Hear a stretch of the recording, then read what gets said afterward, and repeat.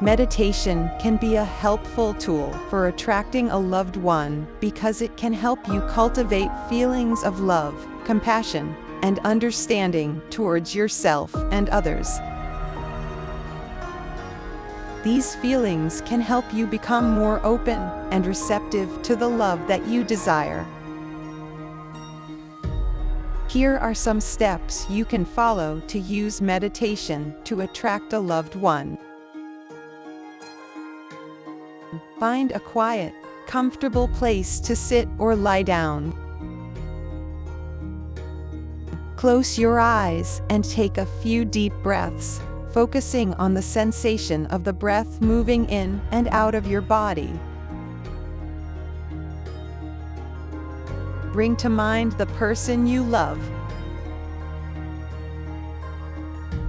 Imagine them in your mind's eye and send them feelings of love, compassion, and understanding. As you focus on sending these positive feelings, try to let go of any negative thoughts or feelings that may arise. If you find your mind wandering, gently bring your focus back to sending love to the person you love. Continue meditating for as long as you like, focusing on sending love and positive energy to the person you love. Remember that attracting a loved one is not about trying to control or manipulate the other person.